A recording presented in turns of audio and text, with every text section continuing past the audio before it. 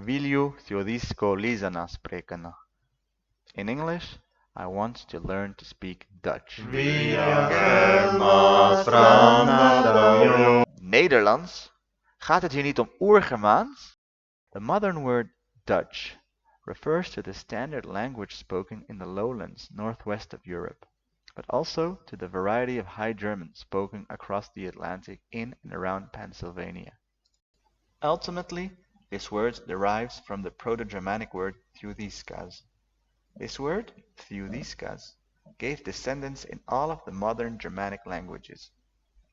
Deutsch in German, where it means German, Duits in Dutch, where it also means German, Tysk in Danish, Norwegian, and Swedish, where it means German, Þýskur in Icelandic and Þýskur in Faroese, where it means German, Tiwa in French, where it's used to refer to the Germanic languages or the people speaking them in areas where both Romance and Germanic languages were spoken, in French Flanders, in Lorraine, or in the Alsace.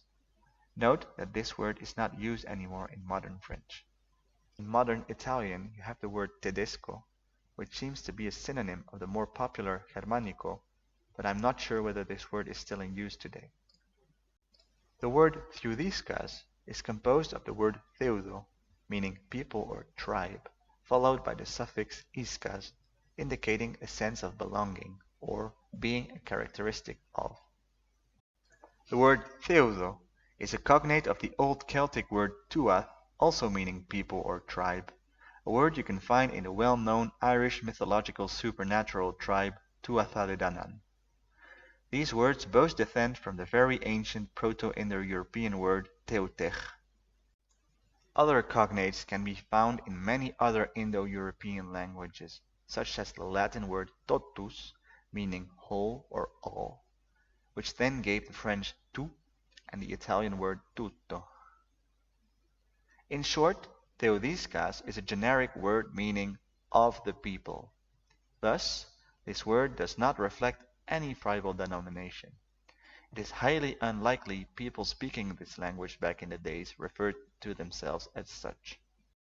For the sole sake of clarity, and in order to avoid a Latin denomination to describe my forefathers' tribes living east and north of the Rhine, I will from now on not be using the word Proto-Germanic anymore.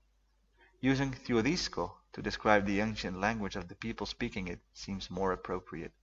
Note that I am using the nominative feminine declension of this standalone word, as theudo is a feminine word. There are no written sources in theodiskaizoi.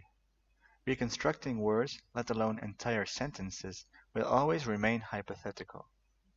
Some words and concepts appeared much later in time. People had to invent new words or import them from other languages in order to describe them, making a literal translation impossible. In those situations, paraphrasing helps a lot, but might still not be sufficient. And last but not least, translating songs and poems is not an easy task. You have to stick to the rhythm and harmony of the song, which can be quite a challenge with all those never-ending declensions theodisko has to offer.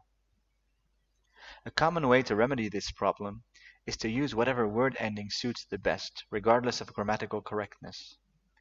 Old Norse skalds used this all the time writing the Eddas, often confusing modern readers.